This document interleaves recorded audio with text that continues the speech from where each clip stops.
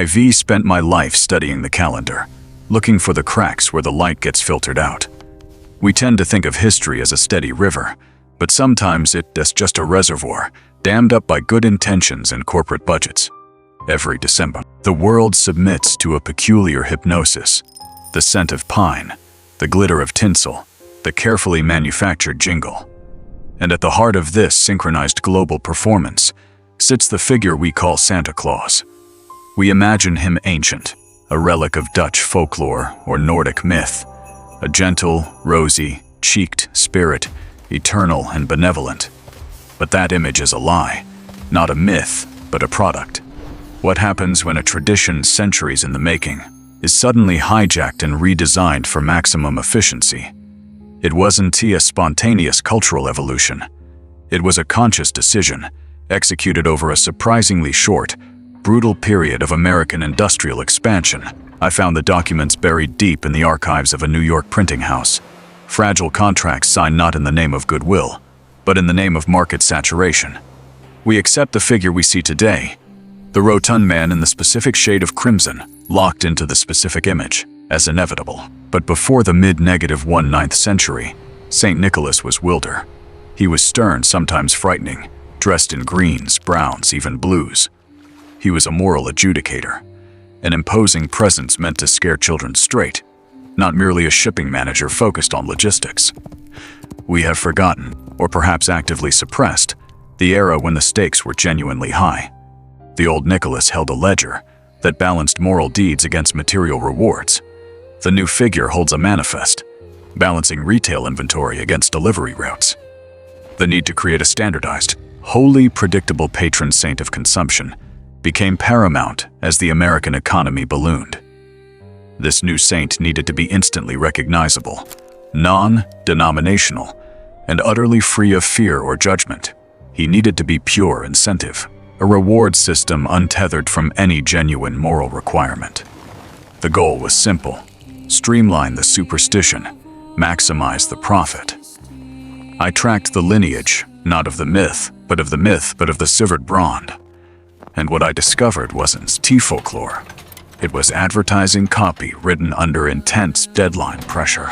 It was the moment a powerful cultural engine.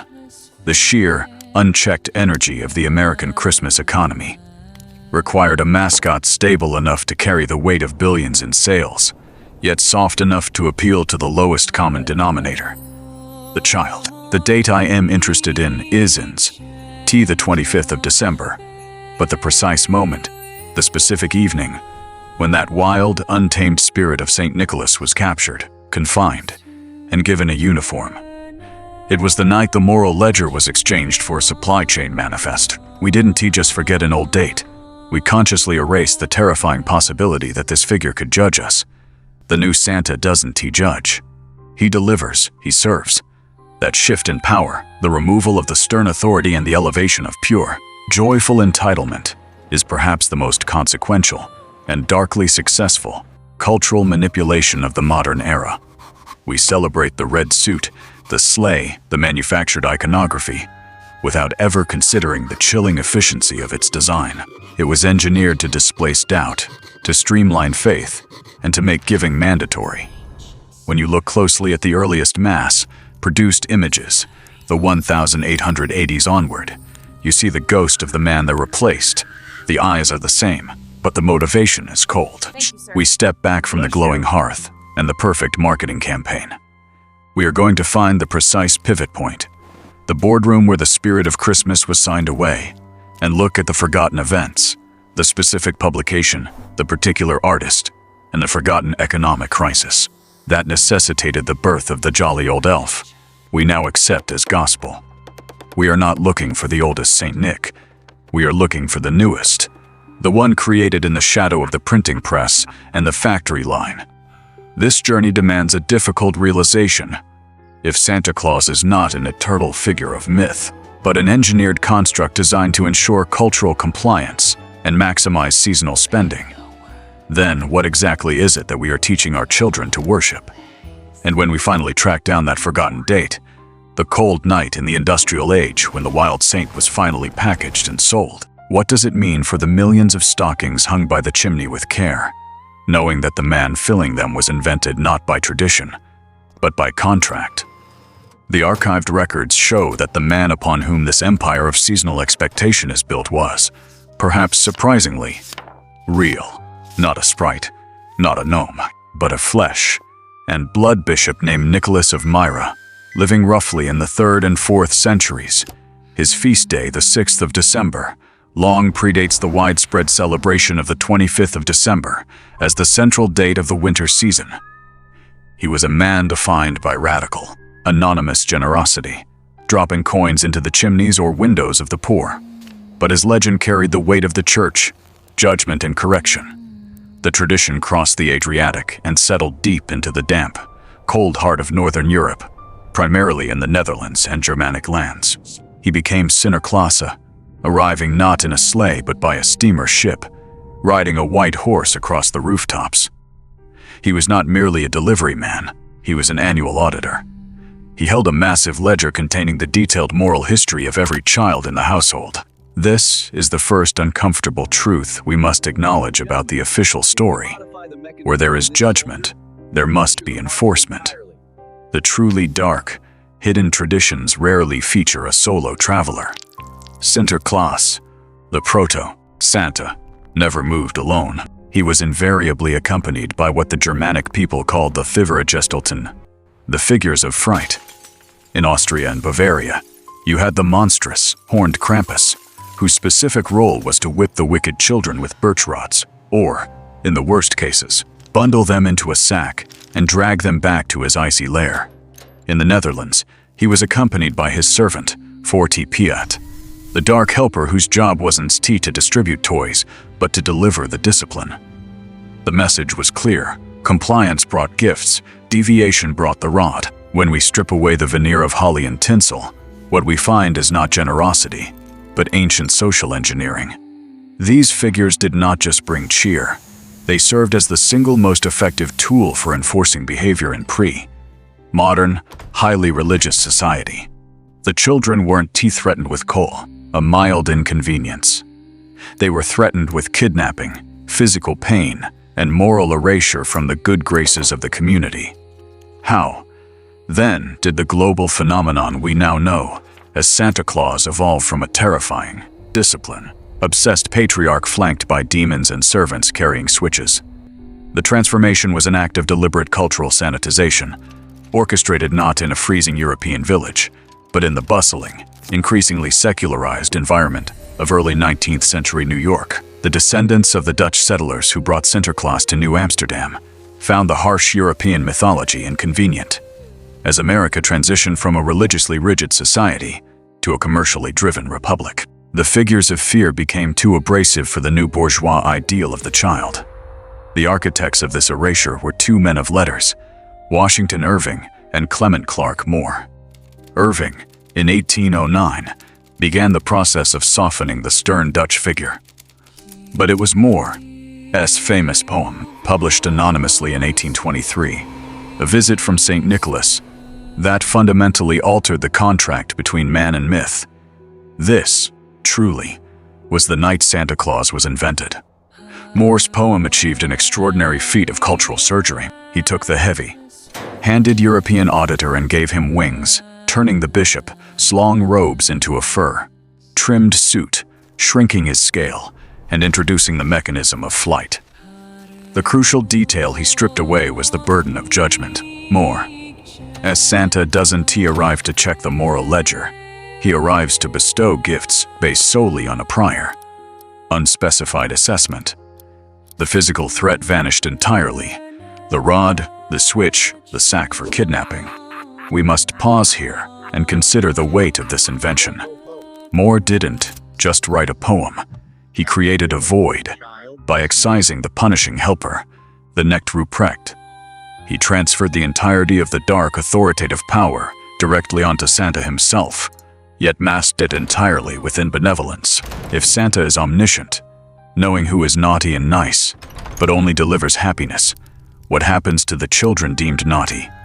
The mechanism of correction is no longer physical, it becomes purely psychological, a shadow of omission rather than a visible act of violence. The punishment is simply that to be nothing happens. This invention served a profound new cultural purpose. The older tradition demanded moral currency, obedience, piety, self-control. The new American tradition demanded economic currency. The focus shifted from the child, soul to the contents of the stocking, aligning the holiday perfectly with the burgeoning industrial capitalism of the Northeast. The moral ledger was swapped for the inventory list.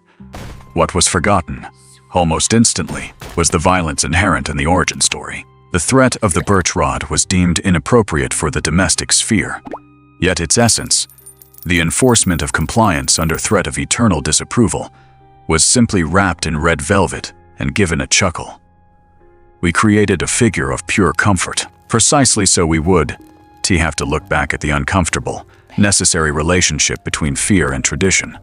But the darkness doesn't evaporate just because the light of the camera shifts. It merely hides, lurking in the forgotten corners of those 19th century streets, waiting for the right moment to reassert the old, cold contract.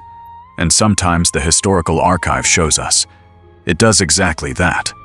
The engineering of a tradition often requires a specific catalyst, a moment so intense, so demanding of social cohesion, that a simple myth is instantly elevated to national doctrine. If the 1820s established the domestic idea of a new Christmas figure, the 1860s provided the heavy industry required to forge his permanent image and embed him into the American consciousness with the force of wartime necessity. I spent weeks sifting through the archives of mid-19th century American periodicals, looking for the specific inflection point where the figure of the winter giver stopped being merely folklore and started becoming mandatory cultural alignment. And that search led me not to a cheerful toy shop, but directly into the grim politics of the American Civil War. Before this moment, the image of Santa Claus was liquid, unstable, a Dutch Sinterklaas, a generic German Christkindl, sometimes a lean man, sometimes an imposing figure in blue or green. It was a character awaiting an artist capable of branding him forever. That artist was Thomas Nast. We remember Nast primarily as the creator of the donkey and the elephant, the political cartoonist who redefined how America visualized power. In 1863, Nast applied that same brutal, simplifying genius to Santa Claus, making him not merely a symbol of winter cheer, but a crucial piece of Union propaganda. The forgotten event is crystallized in the cold print of the 3rd of January, 1863, edition of Toonie Harper's Weekly Sefton. The cover illustration features a drawing of Santa Claus, unlike any that had come before. He is rotund, bearded, holding a small doll, but his context is jarring. He is shown not gliding over snow or descending a chimney, but perched on a supply wagon, visiting a ragged Union Army camp. I traced the full implication of that specific image. It was a massive visual operation designed to manage two distinct but related national fears: the spiritual cost of the war and the maintenance of domestic consumption in the face of widespread scarcity. Nast Santa was a deliberate weapon aimed at morale. He was a symbol that domestic comfort and moral righteousness, the values the North claimed to be fighting for, were still being preserved, even in the trenches. Look closer at the details Nast hammered into that ink.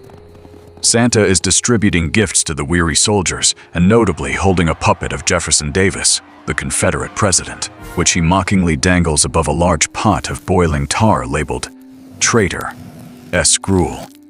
This was not the gentle, non-denominational saint of the early texts. This was a partisan warrior, a political caricature deployed in a struggle for national survival. This Santa had picked a side. His magic, his cheer, and his implied limitless bounty were now directly tied to the victory of the Union cause. This move was a brilliant application of extended reasoning, a subtle narrative control mechanism. By showing Santa Claus supporting the troops, the domestic purchase of Christmas goods was immediately justified and elevated. Buying a gift for your child was no longer frivolous. It was an act of patriotism, a way of signaling faith in the eventual victory. The figure of Santa Claus became the perfect bridge between consumption and moral duty, a way to channel national anxieties into predictable commercial behavior. This is the hidden tradition, The standardization of Santa Claus was less about capturing folk tradition and more about controlling public sentiment during a crisis. The figure's enduring image, the red suit, the fur trim, the specific jollity, began here, in the pages of a magazine focused on war reports and political maneuvers. The red wasn't just aesthetic. It echoed the military uniforms and provided a necessary visual pop against the black and white landscape of newsprint. He became the ultimate symbol of industrial benevolence, tied forever to the nation's political and economic destiny. Think about the implications for the future. Once this visual standard was set, a standard rooted in political maneuvering and wartime propaganda, it became incredibly hard to dislodge. Every advertiser, every merchandiser, every department store owner looking to capitalize on the burgeoning American middle class now had a single universally recognized template. The figure was stable, controllable, and predictable. He was the perfect corporate asset. It was a process of relentless domestication. The ancient European gift, bringer, who might punish or reward based on genuine spiritual merit, was overwritten by an American patron saint of abundance. He carried not merely toys, but the promise of unending industrial capacity. He was an economic driver, wrapped in fur trim. This new Santa didn't care about your soul. He cared about your address, your fireplace access, and your ability to purchase the material goods he symbolized. And the American model, perfected during the crucible of the war, quickly became the global standard. Because mass media and global trade followed, the localized, nuanced European figures, the Bell-Snickels, the Père Noëls, were simply swept aside by the sheer, overwhelming commercial ubiquity of Nast's union, aligned propaganda figure. The image was exported not through tradition, but through market dominance. It's an uncomfortable realization. Standing here in the archives, looking at the original illustration, the kind, slightly mischievous figure who represents our deepest childhood hope was, in his original, recognizable form, a piece of sophisticated political advertising. But, in the editorial offices of a magazine trying to sell a war to a fractured nation, this specific, forgotten event, the January 1863 cover, is the very instant Santa Claus became less of a saint and more of a meticulously managed intellectual property. And once the image was weaponized for patriotism and commerce, the final and most defining twist in his story became inevitable. What I believe we have traced so far is the skeletal framework of an old tradition. A figure pulled from religious obligation and Puritan anxiety, then dipped briefly into the literary bathwater of 19th century New York. But that figure, the one who rode the sleigh through the early pages of Clement Moore, was still fluid, mutable. He was thin, often elfin, sometimes stern, and his clothes were green, blue, even brown. He was history's rough draft. The true moment of creation, the moment Santa Claus ceased being folklore and became an institution, happened not under the light of a winter moon, but under the harsh, consistent glare of advertising lamps in the middle of the 20th century. I had to go deeper into the archives of American commercial art to understand this. The consensus story is that Coca-Cola simply popularized the look. That is inaccurate. Coca, specifically through the work of artist Haddon Sundblom starting in 1931, provided the visual standardization that cemented the image globally. They didn't just use an existing Santa. They perfected him into a template. They gave him weight. They gave him that specific shade of vestmental red. And most importantly, they gave him the expression of infinite, uncomplicated generosity. Santa Claus is not an icon of the holiday. He is a perfectly executed piece of intellectual property. Think about the implications of that standardization. Before Sundblom, you had regional Santas that reflected local anxieties. Sometimes he carried a rod for discipline. Sometimes he looked like an itinerant scholar. Post-1931, the entire world received a singular, standardized figure of benevolent consumption. The regional variations, the cultural nuances, were systematically laundered out of the tradition, replaced by a visual consistency designed for maximum market penetration. I find myself wondering if this visual uniformity was not just about recognition, but about control, controlling the narrative of giving, and controlling the nature of desire itself. And here we arrive at the central, unnerving twist that reframes Christmas entirely. The figure we celebrate is fundamentally defined by the requirements of the American economic engine, and his primary function is to normalize something crucial: the concept of non-essential, large-scale, annual expenditure under the guise of magic. The original St. Nicholas rewarded piety and virtue. The modern Santa Claus rewards faith in the credit system. Look closer at the famous lyric, "Fenty sees you when you re-sleeping. He knows when you re-awake." Asterisk, when Moore wrote that, it was a quaint, light-hearted warning about behavior. When it is filtered through the lens of the 20th and 21st century consumer experience, it takes on a sinister hue of perpetual surveillance, a gentle conditioning to accept monitoring in exchange for reward. Initial exposure to the idea that your worth, your reward, is tied directly to external validation and performance metrics, even if those metrics are simply maintaining the illusion of belief. The deepest, most unsettling part of this tradition lies in the hidden contract, signed by the parents. We tell children that the gifts materialize through magic, that they are free and unearned, delivered by a man who requires nothing but belief. But we, the adults, know the true cost. We know that the stack of presents under the tree is the result of carefully allocated budgets, strained savings, or, most often, debt. Santa Claus is the world's most effective mechanism for teaching future generations that the highest emotional returns come from things that are technically unearned, creating a cognitive dissonance that drives ceaseless consumption. This is what I can unsee. The night Santa was invented, they didn't just invent a fictional character. They invented a necessary illusion required to keep the gears of post-industrial capitalism turning smoothly. The ultimate twist, then, is about the date itself. The focus is always on the 25th, the day of reception, the sudden, glorious burst of material wealth. But the actual power of the invention resides on the 26th of December. Because when the joy fades, when the wrapping paper is in the bin, the parent is left with the obligation. The magic vanishes, and the debt, financial or psychological, remains, solidifying the economic pressure until the cycle repeats. Santa ensures the economy does not merely survive the winter. He ensures its expansion, guaranteeing that the FIDE next in Christmas will require an even greater leap of faith and an even greater balance on the card. We see the red suit and think of warmth and jollity. I see the red suit and realize it as the color of emergency, the color of a balance sheet pushed slightly past its limit, all justified by the silent, powerful contract we make to keep the engine of consumer optimism running for our children. We are not just dressing up an old bishop. We are participating in an annual global economic stimulus package, masked by tinsel and fairy lights. Santa Claus is not just history. He is a carefully constructed system of faith designed to manage demand, leverage guilt, and subtly redefine generosity as large-scale, non-essential transaction.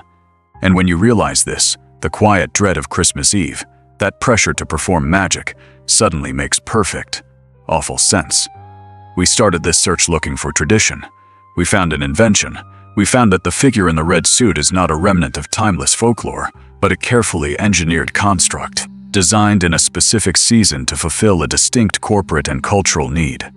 And perhaps that is the most profound revelation, the annual willing surrender to a narrative we know, intellectually, is manufactured. We propagate the myth, not just for the sake of the children, but because the darkness of the year demands a guaranteed, predictable symbol of bounty.